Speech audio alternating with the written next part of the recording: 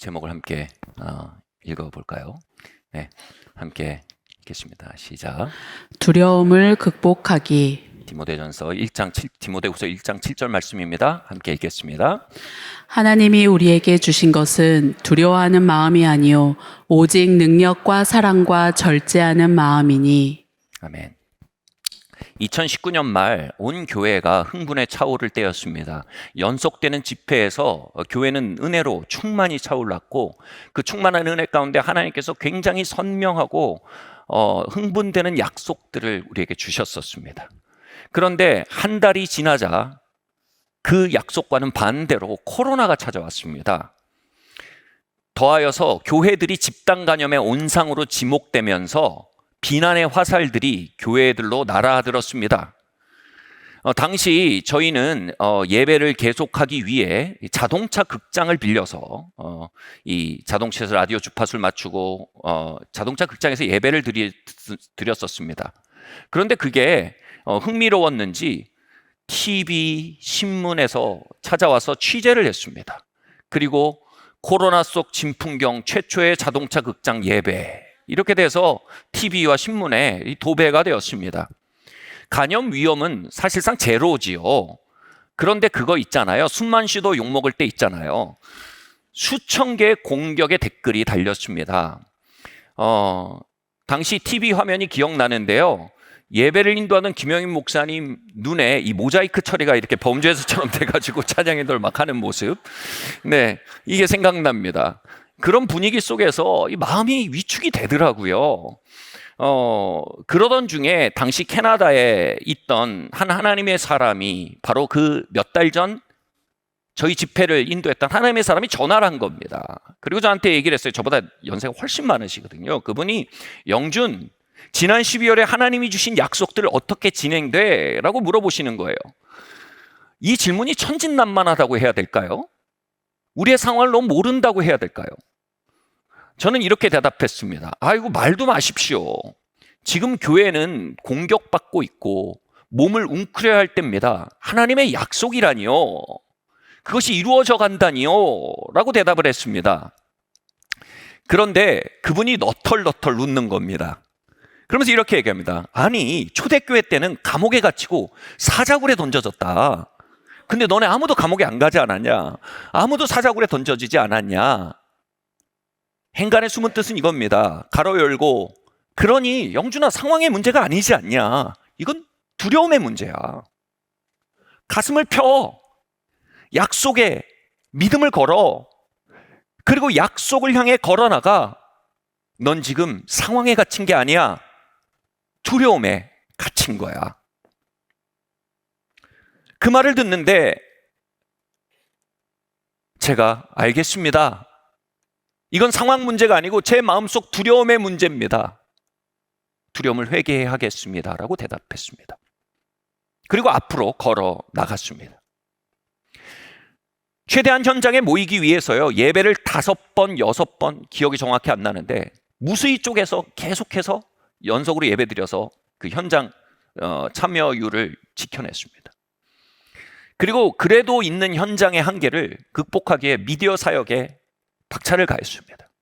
그러면서 방송 사역도 열렸습니다. 이상하게 코로나 이전보다 영혼들이 더해지기 시작했습니다. 그러던 중 몇 배가 더 큰 건물을 하나님 주시기도 하셨습니다. 코로나 기간 동안 가장 중요한 진보가 있었다 해도 과언이 아닌 시간이 되고 말았습니다.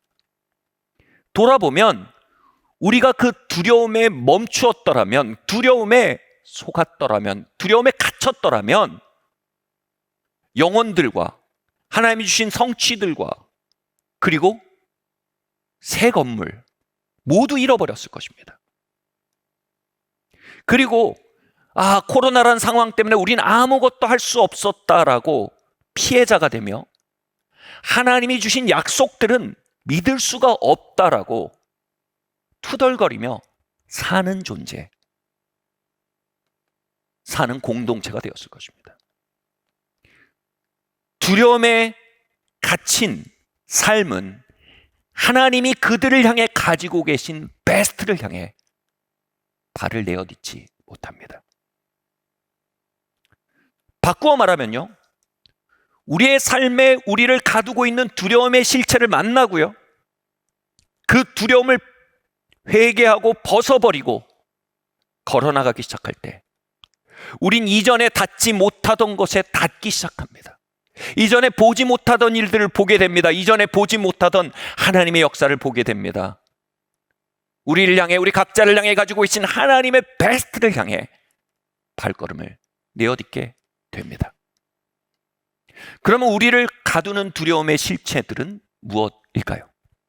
첫 번째로요, 한번 읽어볼까요? 시작. 실패에 대한 두려움. 사사기 20장 23절 말씀 함께 읽겠습니다. 시작. 이스라엘 자손이 올라가 여호와 앞에서 저물도록 울며 여호와께 여쭈어 이르되 내가 다시 나아가서 내 형제 베냐민 자손과 싸우리까 하니 여호와께서 말씀하시되 올라가서 치라 하시니라. 이 부분은요, 성경 전체에서도 굉장히 미스테리한 부분입니다. 이스라엘 민족이 하나님께 와서 묻는 겁니다. 하나님, 이 전쟁에 올라갈까요? 참전할까요? 라고 묻습니다. 하나님이 그렇게 해라 라고 하십니다. Yes sir 하고 참전합니다. 근데 패배했습니다. 실패했습니다. 그들이 하나님 앞에 돌아와서요, 베델, 하나님의 집이란 뜻입니다. 하나님 앞에 돌아와서요, 울면서 말합니다. 하나님, 우리가 실패했습니다. 그 고통을 토설합니다. 그리고 다시 묻습니다. 하나님은 어떻게 할까요? 하나님 말씀하십니다. 참전해라. 다시 전쟁에 올라갑니다. 그런데 전쟁에서 실패하고 맙니다. 다시 그들은요, 그 실패의 고통을 가지고 베델로 나옵니다. 하나님의 임재 앞에 나와서요, 하나님, 우리 실패했습니다. 하나님은 어떻게 할까요? 하나님께서 말씀하십니다. 얘들아, 다시 올라가라. 이제는 너희가 이기고 잃었던 시간들을 보상할 것이다.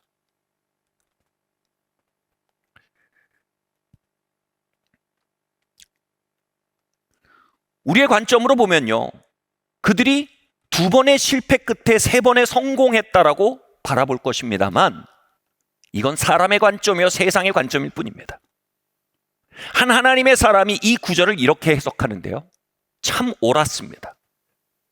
그는 이렇게 말합니다. 하나님의 나라는 승리에 대해 다른 기준을 가지고 있다. 전쟁에서 성공하는 것이 하나님의 나라에서 승리가 아니다. 실패했다고 느낄 때에도 하나님 앞에 다시 나아가, 다시 그분을 의지하고, 다시 그분을 경청하고, 다시 그분을 따르는 것, 그것이 승리이다. 이스라엘 민족은 실패 속에서도요, 하나님께 다시 나아갔습니다. 다시 신뢰했습니다. 다시 귀를 기울였습니다. 그리함으로 그들은 승리했습니다. 그 영적 승리가 쌓여 그들은 마침내 성공으로 나아갑니다.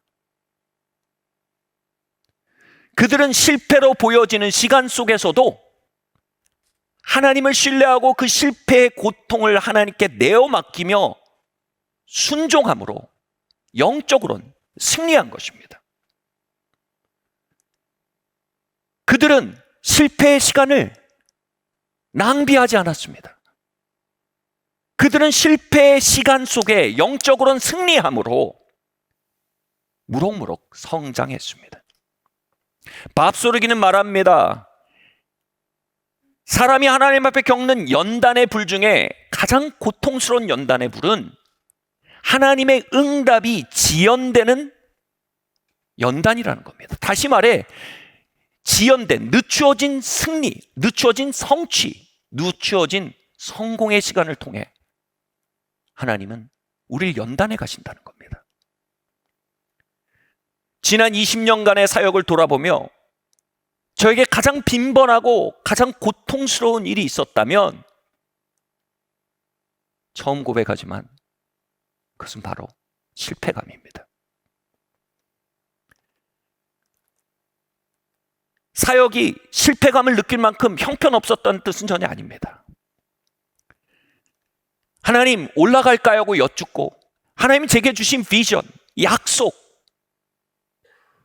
그 예언적 목적들을 생각할 때 그 믿음 앞에 걸어온 현실은 너무나 격차가 있었던 것이 사실입니다.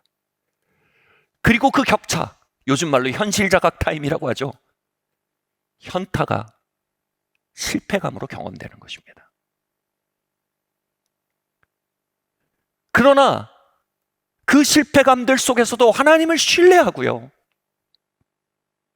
하나님께 토설하고요, 하나님께 여쭙고요, 다시 순종할 때요, 그렇게 우리는 성장하고 승리하게 됩니다. 그 시간 속에 우리 안에 기숙하던 세상의 기준이 빠져나갑니다.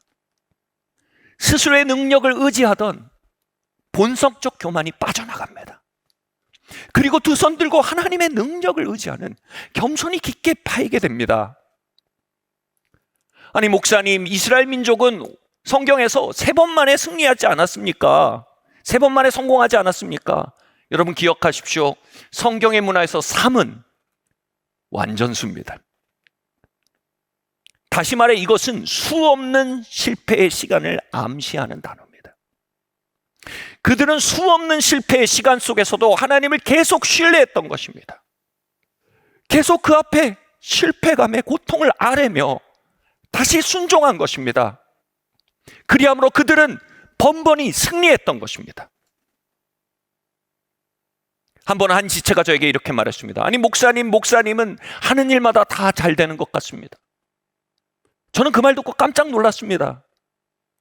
진짜로요, 돌아보니 말도 안 되는 일들이 이루어지고 하나님의 약속들이 꽃피고 열매 맺는 일들이 뒤를 돌아보니 많이 있습니다.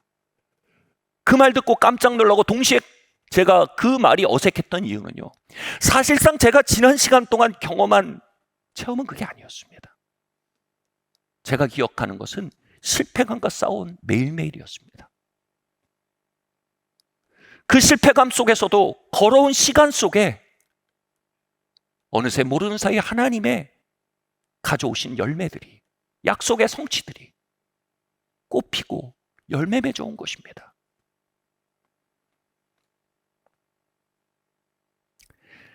이 맥락에서 이 이야기를 다시 하지 않을 수 없습니다. 세계적인 부흥운동을 이끌고 계시던 영적 리더가 있었습니다. 수천 명의 목회자들이 모인 목회자 컨퍼런스에 이분이 강사로 오셔서 유명한 말씀을 하셨습니다. 그 수천 명의 목회자들이 이 하나님의 사람의 말을 기다리며 눈을 이만하게 꼭 뜨고 이 말을 기대하는데 그분이 강단에서 이렇게 말합니다. 여러분에게 정말 부족한 것이 한 가지 있습니다. 그게 뭘까? 아마 펜을 다 들었을 겁니다. 노트를 펼쳤을 겁니다. 그분이 이렇게 말했습니다. 여러분은 충분히 실수하지 않았습니다. 다시 말해 여러분은 충분히 실패하지 않았습니다. 그랬기에 충분히 성장할 수 없었던 것입니다. 그래서 충분히 하나님의 능력을 의지하지 못한 것입니다.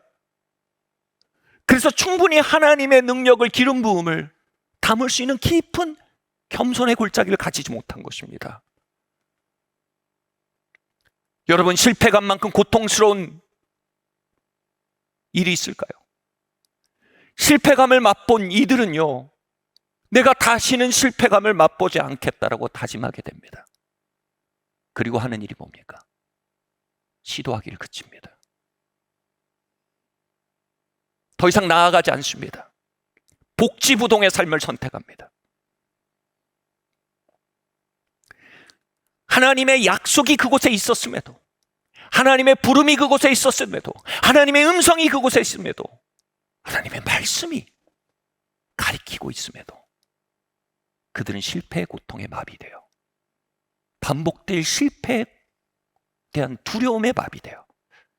복지부동이 되고 마는 것입니다.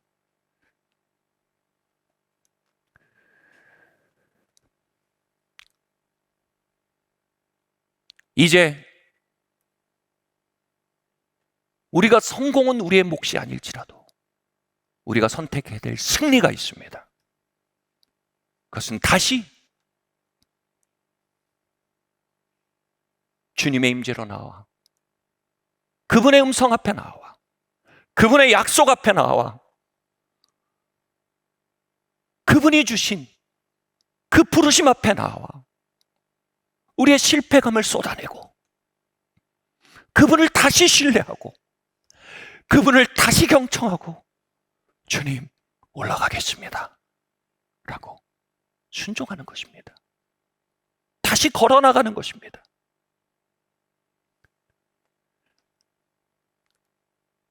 하나님은 그렇게 실패의 시간 속에 영적으로 승리해가는 당신의 백성들을 빚어가십니다. 사람의 기준으로 실패하는 것 두려워하지 맙시다. 하나님의 기준으로 매번의 실패 속에 승리해 나갑시다. 실패의 고통에서 몸을 일으킵시다. 다시 앞으로 나아갑시다. 그리고 실패의 고통 속에서도 주님 앞에 나와 예배하며 그분의 뜻을 구하는 이 자리, 여러분 승리하신 것입니다. 이 승리들이 마침내 비옥한 토양이 되어 그분의 약속과 비전과 꿈이 꽃을 피우고 열매를 맺어가는 것, 우리는 바라볼 수 있게 되는 것입니다. 사랑하는 성도 여러분, 실패의 두려움에서 걸어 나갑시다. 두 번째로요, 우리를 가두는 두 번째 감옥은요, 함께 읽겠습니다. 시작. 사람에 대한 두려움. 잠언 29장 25절 말씀 시작. 사람을 두려워하면 올무에 걸리게 되거니와 여호와를 의지하는 자는 안전하리라. 저는 제가 미숙하던 시절이기도 했지만 많은 핍박을 당할 때가 겪을 때가 있었습니다. 뭐 어떤 부분은 핍박이고 어떤 부분은 제가 참 미숙한 부분들이 많이 있었던 것 같아요. 그런데 이게 너무 괴로운 거예요. 여기저기서 막 핍박과 비난을 받으면서 너무 고통스러워서 주님께 이렇게 말씀드렸습니다. 주님, 사람들이 날 너무 힘들게 합니다. 사람들이 나에게 나쁘게 말합니다. 이거 괴롭습니다. 그렇게 토설하는데 주님이 마음속에 이렇게 감동하시는 거예요. 아들아, 그들의 비난이 너를 아프게 할 수 있는 것은 네 안에 그들의 평판을, 그들의 인정을 갈망하는 마음이 있기 때문이란다. 우리가 사람의 칭찬과 인정을 갈망하는 마음이 있을 때 그들의 비난은요, 치명타가 되어 우리의 속 깊은 곳을 찌를 수 있게 됩니다. 그리고 그렇게 깊은 고통을 겪고 나면요, 사람이 무서워집니다. 사람 두려움이 우리 안에 자리하게 됩니다.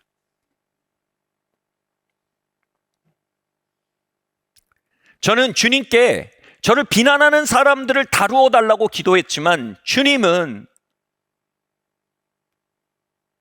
내 안에 사람들의 평판을 구하는 마음을 다루기 원하셨던 것입니다. 예수님은 너희가 서로 영광을 구하고 하나님께로부터 오는 영광을 구하지 않으니 라고 말씀하셨습니다.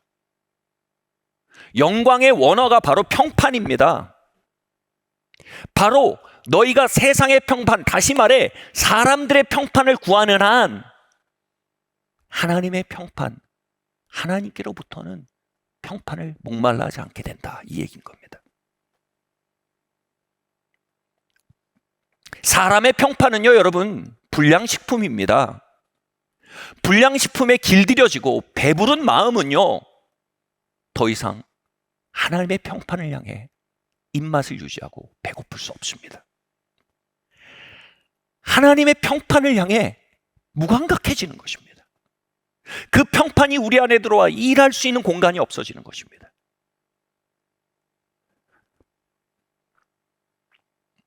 반면 하나님의 평판이라는 양질의 식품으로 배불러진 마음은요, 더 이상 사람의 평판이라는 불량식품에 허기를 느끼지 않습니다.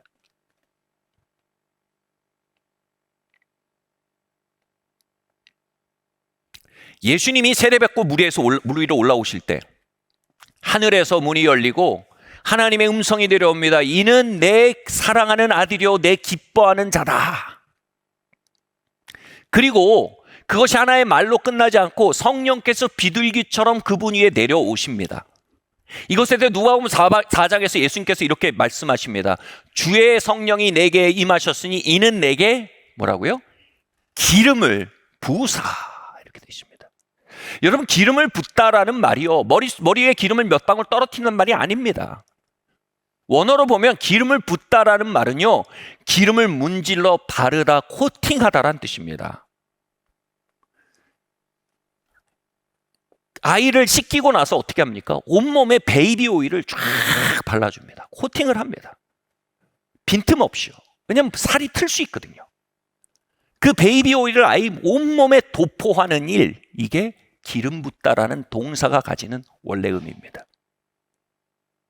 그러니까 하나님께서 예수님에게 이는 내 사랑하는 아들이요 내 기뻐하는 자다라고 말씀하실 때 그분의 음성과 그분의 음성이 가지는 온기와 에너지와 그 의미와 그 능력과 그 충만이요, 예수님의 존재를 도포해버린 것입니다. 아기에게 베이비 오일을 온몸에 바르듯 이는 내 사랑하는 아들이요 내 기뻐하는 자다 라는 그분의 사랑이, 그분의 평판이, 그분의 찬사가 예수님을 배부르게 했던 것입니다. 빈 곳 없이 채워버린 것입니다.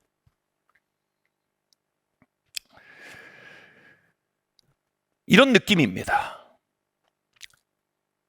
제가 저희 부모님과 살 때였어요. 당시 굉장히 꼬마였던 저희 첫째 딸, 둘째 딸들이 거의 말도 떼떼거리 못할 때였어요. 잘 때가 되면 둘이 통통통통통 이 할머니 할아버지 방으로 갔어요. 그러면 할머니 할아버지 방에 이렇게 침대에 탁 누워서 이렇게 기다립니다. 그러면 이게 있어요. 일종의 루틴이에요. 할머니 할아버지가 와서 이제 노래를 불러주는 겁니다. 이마도 이쁘고 코도 이쁘고 눈도 이쁘고 그리고 귀를 건너뛰면 여기 하면 귀도 이쁘고 이게 머리부터 발가락 끝까지 다 내려오는 거예요. 한참 걸립니다. 그러면 아직 충분하지 않아요. 또 그럼 또 머리도 이쁘고 몇 사이클 돌립니다. 그러면 아이들이 나중에 흡족해지고 충분해져서 잠이 듭니다. 여러분, 이렇게 이는 내 사랑하는 자요 내 기뻐하는 아들이다. 존재가 이렇게 도포되었을 때요, 이 아이들이 밖에 걸어나가면요, 또래 집단의 조종에 말려들지 않습니다. 이 충만한 상태에서는요, 누군가의 비난이 그다지 파고들지 못합니다. 하나님은 이 험한 세상에 그리스도를 보내시며 그의 온 존재를 도포하신 겁니다. 기름으로요, 이는 내 사랑하는 아들이요 내 기뻐하는 자다. 코도 이쁘고 발도 이쁘고.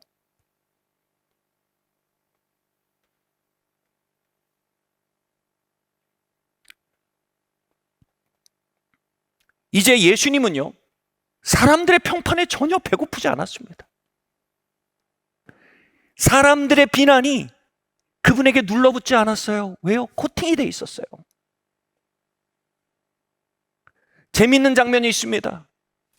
예수님을 사람들이 너무 화가 나서 그 마을 사람들 끌고 가서 절벽에 밀어 죽이려고 했습니다. 이 장면도 놀라운데 또 놀라운 얘기 뭐냐면 예수님이 그들 사이에 쓱 미끄러져 지나가십니다. 이게 무슨 장면인지 잘 이해가 안 돼요. 요즘으로 보면요, 여러분, 이걸 인격살인이라고 합니다. 사회적 매장이라고 합니다. 한 사람을 매장시키려고 한 거예요. 한 그룹에서 한 사람을 완전히 인격살인하려고 한 거예요. 그런데 그리스도께서 그들 사이를 유유히 지나가십니다. 자기가 이렇게 가시는 겁니다. 크게 데미지를 받지 않는 거예요. 왜요? 그분은 완전히 배가 불렀어요. 그분은 사람의 평판에 배고프지 않았어요. 그분은 코팅돼 있었어요. 눌러붙지 않았어요. 이종격투기 선수 추성훈 선수가 있죠. 추성훈 선수의 아주 오래된 경기가 있습니다. 일본의 국민 영웅이라고 불리우는 한 격투기 선수와 매치를 했는데요. 추성훈 선수가 이겼어요. 근데 이기고 나서 갑자기 실격패를 하고 말았습니다. 그 이유인 즉슨 추성훈 선수가 경기에 기름을 너무 많이 바르고 나온 겁니다. 번들번들하게요. 상대방 선수의 컴플레인이 뭐냐? 기름이 그렇게 많이 발려 있으면 잡으면 미끄러져요. 그래서 그라운드로 갈 수가 없어요. 미끄덩. 그래서 그의 컴플레인이 인정돼서요. 실격패고하고 맙니다. 여러분, 종합격투기에서 기름 많이 바르는 건 반칙입니다. 영적 전쟁에서 기름 많이 바르는 건 권장사항입니다.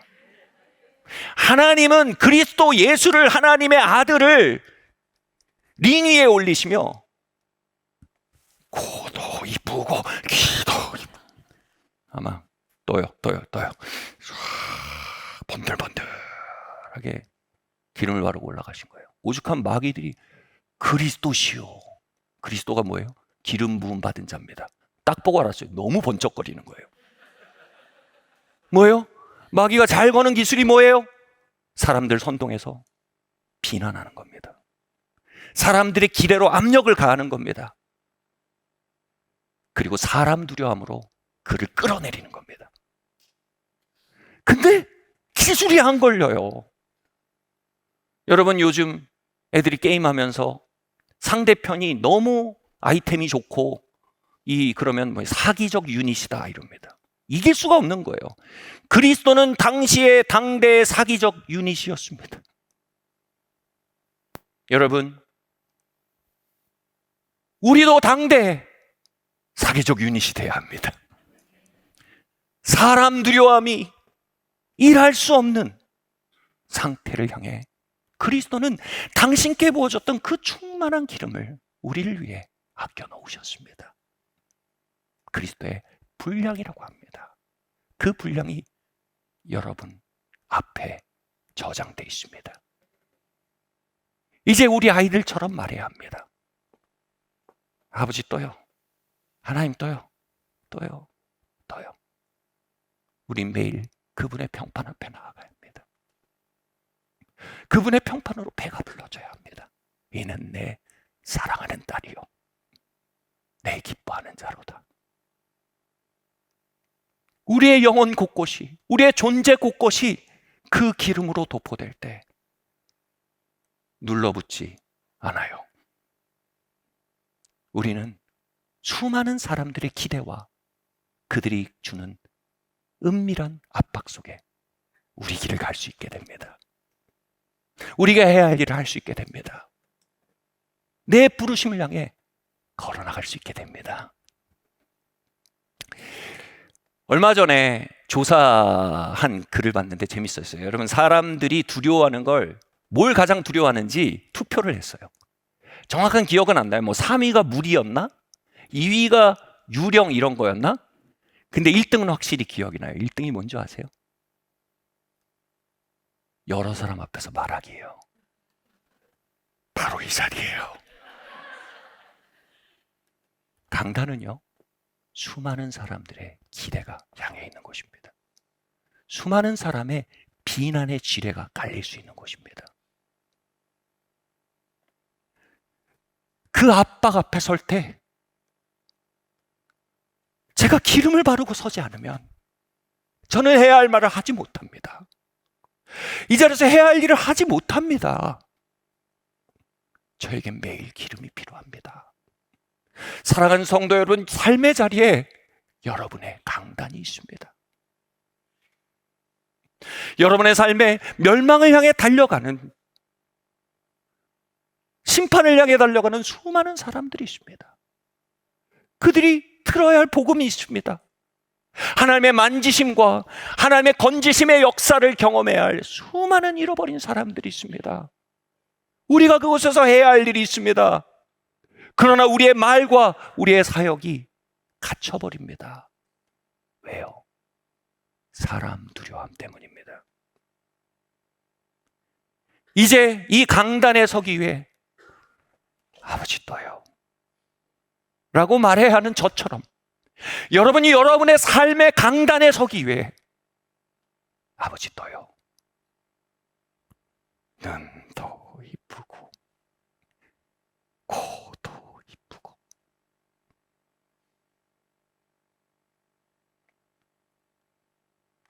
그 기름 부으심 속에 우리 안에 사람 두려움이 녹아지기를 바랍니다. 주께서 그 이 시간을 통해 우리를 사람 두려움의 감옥에서 나오게 하심을 믿습니다.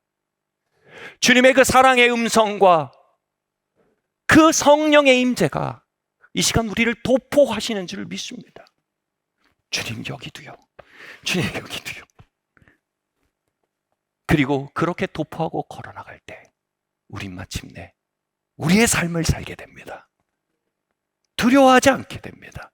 눈치 보지 않게 됩니다. 해야 할 말을 하고 걸어야 할 길을 걷고 해야 할 일을 하게 됩니다. 그것을 자녀의 담대함이라고 합니다. 이 담대함이 넘치는 여러분 되실 예수 이름으로 축원합니다. 마지막으로요. 우리를 가두는 또 두려움의 감옥, 세 번째 감옥을 함께 말씀드리겠습니다. 시작. 가난에 대한 두려움. 일명 재정에 대한 두려움입니다. 마태복음 6장 23절, 26절 말씀 함께 읽겠습니다. 시작. 눈이 나쁘면 온 몸이 어두울 것이니 그러므로 내게 있는 빛이 어두우면 그 어두움이 얼마나 더하겠느냐.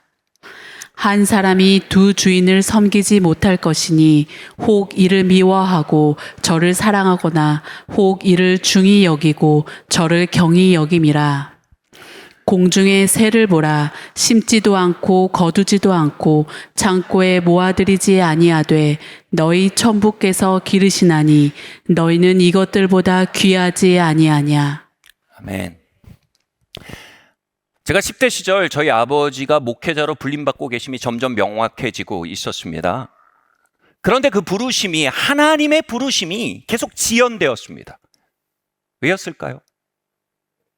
재정이 허락해 주지 않았기 때문입니다. 당시 대기업 임원이셨던 아버지가 목회자가 돼버리시면 삼형제가 공부를 하고 있는데 계산이 나오질 않는 겁니다. 이 상황을 뭐라고 합니까? 재정이 허락하지 않는다고 합니다. 근데 이 돈이 허락하지 않는다는 표현 굉장히 많은 걸 시사합니다. 여러분, 허락은 누구한테 받는 겁니까? 주인한테 받는 겁니다. 여러분이 A 회사 다니는데 B 회사의 상사에 가서 허락받지 않아요. 소속된 회사의 상사한테 허락을 받는 거죠. 우리가 하나님께 속했다면, 하나님이 그렇게 말씀하신다면, 하나님이 그렇게 인도하신다면 왜 우리는 재정의 허락을 받아야 합니까? 예수님이 이렇게 말씀하십니다. 두 주인을 섬길 수 없다. 다시 말해 하나님의 부름을 향해 나아갈 때 재정이 허락해 주는 게 동시에 이루어지는 게 거의 없다는 겁니다. 우리가 하나님이 주신 길, 하나님의 부르심, 하나님의 뜻, 하나님의 기회, 하나님의 예언적 목적, 하나님의 유업을 향해 나아갈 때 재정이 함께 결제해 준 일은 없다는 겁니다. 재정의 허락을 기다린다면 우린 거기에 갇혀버린 채로 여생을 보내게 될 거라는 겁니다.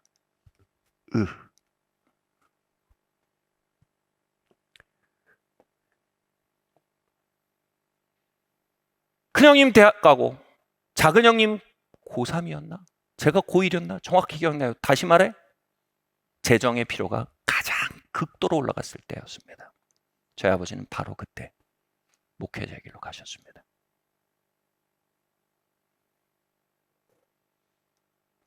직감하신 거예요. 기다려봐라. 허락해주지 않을걸요. 한 주인의 결제를 받고 걸어나갈 일임을 직감하신 겁니다. 그렇게 걸어나가는데 이 만몬의 영이 말을 거는 겁니다. 그게 뭐예요? 결핍에 대한 두려움입니다. 가난에 대한 두려움입니다. 염려라고 합니다. 자식 셋이 공부를 하는데 무슨 무책임한 일이냐고.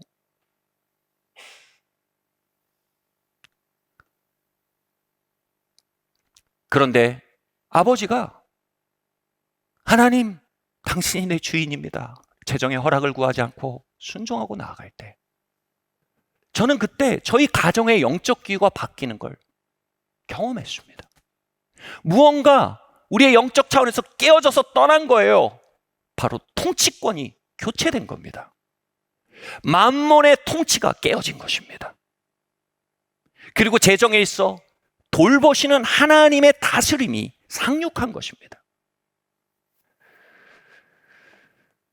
아담 스미스는요, 시장 경제를 움직이는 손을 보이지 않는 손이라고 했습니다. 그죠? 저희 가정은 시장 경제에 보이지 않는 손에 다스림 안에 있었습니다만, 본문이 말하는 하나님의 돌보시는 손이 이제 상륙해버린 것입니다. 작은 형이 누군지 모르시겠지만 대학 성적 장학금을 타버렸어요. 저는 집안의 우한거리였던 걱정거리였던 저는 성령세를 받고 회개하고요, 고액학원을 이제 다닐 수 없는 형편이 되었지만 도리어 성적은 수직 상승을 했습니다. 회개가 약입니다. 상징적인 일입니다. 당시 목회자의 길을 가게 타시던 차도 발굴했는데, 저희 지인 중에 한 분이 당시로선 최고급 세단입니다. 타시던 차를 안 팔고 저희한테 그냥 주신 겁니다. 아담 스미스의 보이지 않는 손으로는 그런 일이 벌어지면 안 됩니다. 그런데 하나님 아버지의 보이지 않는 손이 가정을 다스리기 시작하는 겁니다. 팔리지 않던 부동산이 팔리고 오랫동안 우리 옥죄던 채무가 하루아침에 박살나기도 했습니다. 이 모든 일이 얼떨떨해졌고 성경에서만 보던 그 손을 저희 가정에서 보기 시작했습니다. 우리는 만몬을 섬기며 하나님의 손을 구합니다. 그러나 머리를 받아들일 때 그 손이 함께 역사하는 것입니다. 우리의 삶의 통치권이 누구에게 있는지 아는 것은 어렵지 않습니다. 우리는 재정에게 묻고 삽니까? 하나님께 묻고 삽니까? 어려운 질문입니다. 답하기 어렵다는 게 아니라 질문 자체가 어려운 거죠. 하나님께서 말씀하십니다. 내게 물어라. 나를 보스로 만들어라. 그러면 내 손이, 들에 핀 백합화를 돌보는 내 손이, 하늘에 나는 새를 돌보는 내 손이 아담 스미스의 보이지 않는 손을 치우고 너의 삶에 임재하기 시작할 것이다. 저희 가정은 세상 경제 논리로 해석할 수 없는 수많은 역사들을 보며 걸어가고 있습니다. 그 손 안으로 하나님 우리를 부르기를 원하십니다. 하나님의 부르심과 재정의 허락이 맞부딪히고 있습니까? 재정이 가리키는 방향과 하나님이 가리키는 방향이 어긋나고 있습니까? 축하드립니다. 통치권을 교체할 기회입니다. 정권 교체하십시오. 하나님의 초자연적인 손이 우리의 삶을 거머쥐게 하십시오. 그분의 손이 우리의 필요를 돌보게 하십시오. 그분의 계획이 우리의 삶의 뿌리가 되게 하십시오. 이런 노래가 있습니다. Fear is not my future. 두려움은 나의 미래가 아닙니다. 우리의 삶의 미래를 디자인하고 있는 주체가 혹시 재정에 대한 두려움 아닙니까? 우리의 미래를 우리의 연봉과 우리의 은행 잔고에 물으며 결제를 구하고 있지 않습니까? 그러나 두려움은 우리의 미래를 결정할 권한이 없습니다. 우리는 하나님 아버지를 섬깁니다. 그분께 물어야 합니다. 이제 그분과 함께 1년을 디자인해야 합니다. 그분과 함께 삶을 계획해야 합니다. 그리고 부딪힌다면 정권 교체의 기회입니다. 아, 민감한 단어네요. 통치권의 교체의 기회입니다. 같이 말합시다. 두려움은 나의 미래가 아니다. 나는 아버지와 함께 나의 미래를 향해 간다. 두려움아, 입 다물어라. 나는 아버지로부터 듣겠다. 아멘. 말씀 마치려고 합니다. 하나님이 주시는 마음은 두려워하는 마음이 아니요, 다른 번역을 보면 두려움의 영이라고 합니다. 여러분, 두려움은 감정이 아닙니다. 두려움은 개념이 아닙니다. 두려움은 우리에게 계속 말 걸고 우리를 압박하고 우리의 뒷덜미를 잡아 앞으로 나아가지 못하게 하는 영적 실체입니다. 하나님, 우리가 두려움의 영 가운데 살기를 원치 않으십니다. 하나님, 오늘 그것을 우리에게서 끊어내길 원하십니다. 하나님, 사랑의 영을 붓기 원하십니다. 능력의 영을 붓기 원하십니다. 건전한 사고, 두려움에 위축된 사고가 아니라 근신이란 말이 건전한 사고입니다. 건전한 사고의 스피릿을 붓기 원하십니다. 우리가 하나님의 영 가운데 우리의 삶을 시작할 때 우린 사람 두려움 너머에 있는 놀라운 영향력을 보게 될 것입니다. 우린 실패 두려움 너머에 있는 부르심과 예언의 목적들을 보게 될 것입니다. 우리는 재정에 대한 두려움 너머에 있는 하나님의 돌보시는 손과 목자 되심을 보게 될 것입니다. 두려움 밖으로 우리 모두를 초청하시는 아버지 하나님의 임재와 음성이 이곳에 있습니다.